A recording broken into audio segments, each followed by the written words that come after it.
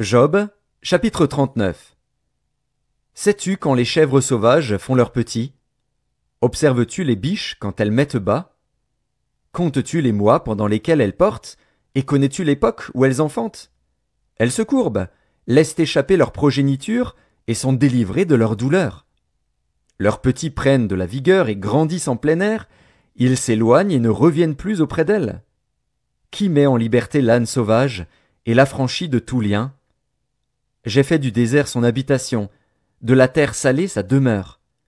Il se rit du tumulte des villes, il n'entend pas les cris d'un maître. Il parcourt les montagnes pour trouver sa pâture, il est à la recherche de tout ce qui est vert. Le buffle veut-il être à ton service? Passe-t-il la nuit vers ta crèche? L'attaches-tu par une corde pour qu'il trace un sillon? Va-t-il après toi briser les mottes des vallées? Te reposes-tu sur lui, parce que sa force est grande? Lui abandonnes-tu le soin de tes travaux? Te fies-tu à lui pour la rentrée de ta récolte? Est-ce lui qui doit l'amasser dans ton air? L'aile de l'autruche se déploie joyeuse. On dirait l'aile, le plumage de la cigogne. Mais l'autruche abandonne ses œufs à la terre, et les fait chauffer sur la poussière. Elle oublie que le pied peut les écraser, qu'une bête des champs peut les fouler. Elle est dure envers ses petits, comme s'ils n'étaient point à elle.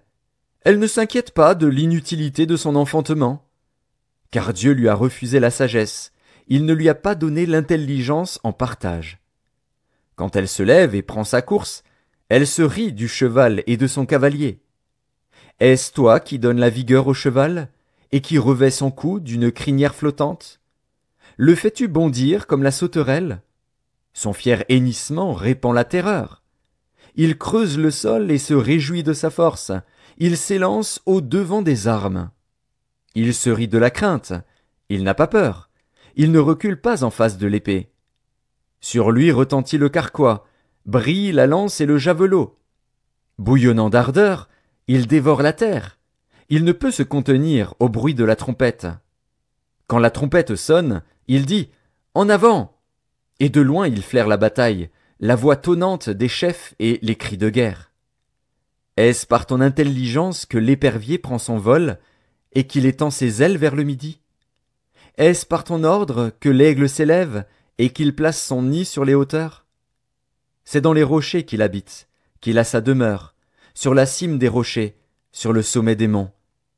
De là il épie sa proie, il plonge au loin les regards. Ses petits boivent le sang. Et là où sont des cadavres, l'aigle se trouve.